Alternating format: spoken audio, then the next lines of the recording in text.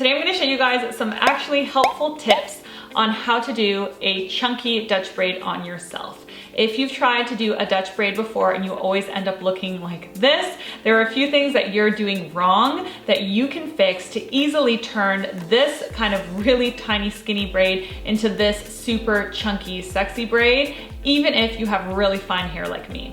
Before we start, if you want to learn how to do your own hair at home like a hairdresser, then definitely subscribe down below. I launch a video every single week and I also read all of your comments. I try to make the content that you guys are always requesting and things that you'll find helpful. Tip number 1, part deeper than you normally would. In that first Dutch braid that I showed you, it's still a Dutch braid, it's still done properly. There is not enough hair in the braid to make the braid big. You need to find a way to get as much hair into that braid as you can and fan it out to make it look really big. This is my natural part and I'm gonna show you where I part my hair when I'm doing a Dutch braid. The nice thing about doing this as well is that when you go way over your part, you're gonna get a whole bunch of volume in here, a whole bunch of fullness, and that's gonna also give the illusion that the braid is chunkier and thicker to begin with. Tip number 2, you wanna make sure that you're actually Dutch braiding and you're not French braiding by mistake. I see this all the time. There is a difference between a French braid, which looks like this, and a Dutch braid, which looks like this. A French braid is when the braid actually sits under the hair, and a Dutch braid is when the braid sits over the hair. If you want that like fanned kind of heart effect, then you want to do a Dutch braid, not a French braid. The difference between a Dutch braid and a French braid is whether you take the side hairs and you braid them over the middle or under the middle. So the first one I'm gonna show you is how to do it with a little bit of your fringe left out, because a lot of people like softness around the face. And the second way that I'm gonna show you is how to do it without any of the fringe left out, so that you end up with like a full kind of crown look across the face. So the first thing you're gonna do is you're gonna slice your first section through the top. Now you can see that it's fairly long, but it's about 1 inch this way. Now I'm gonna take that section, I'm gonna divide it into 3 parts. 1, 2, and 3. Now I'm gonna take the side section and I'm gonna go under the middle. Now I'm gonna take the other side and I'm gonna go under the middle. Now I'm gonna add some hair to this side section by scooping, and I'm gonna take that section and go under the middle. Now I'm gonna grab some hair, add it to that braid, and I'm gonna take it under the middle.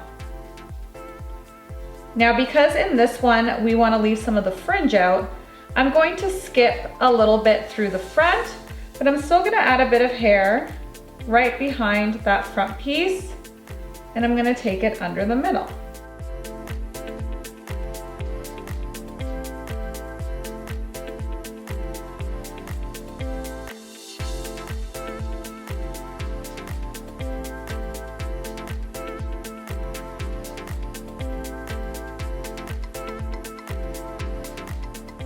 Now, as you can see, when I'm grabbing the hair to incorporate into this back piece, I'm adding it quite far back in my head because I really want to increase the density of the amount of hair that I'm sticking in the braid in order to make the braid chunkier.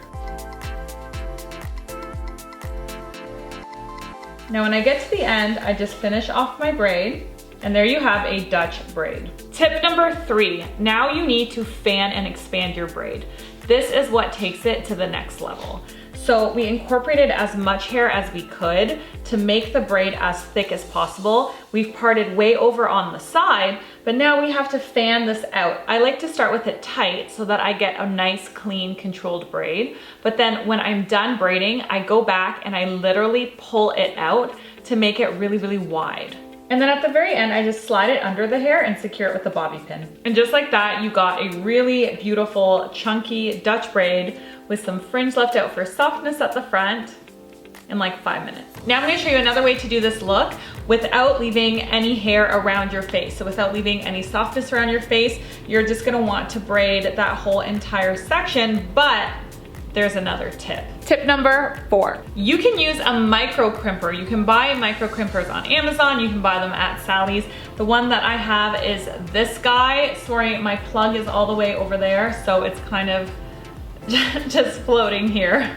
But this is the Avanti Ultra Ceramic Micro Crimper. I'm just gonna turn the heat down because my hair is so fine. What you can do before you braid is you can actually crimp the sections you want to braid. A micro crimper doesn't give like a wave. It really gives a very, very intense crimp.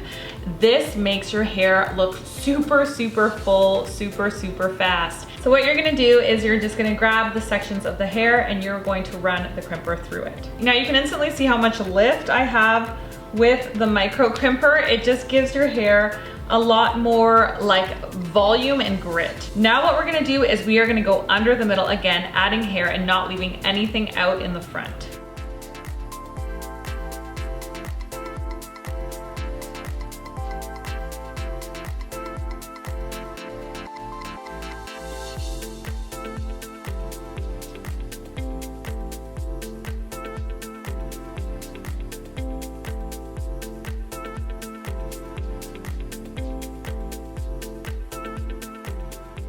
Now that we have that nice, neat Dutch braid, we can go ahead and fan it out.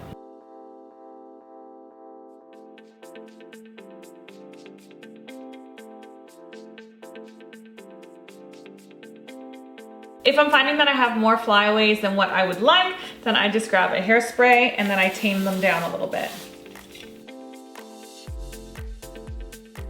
And there is your second look.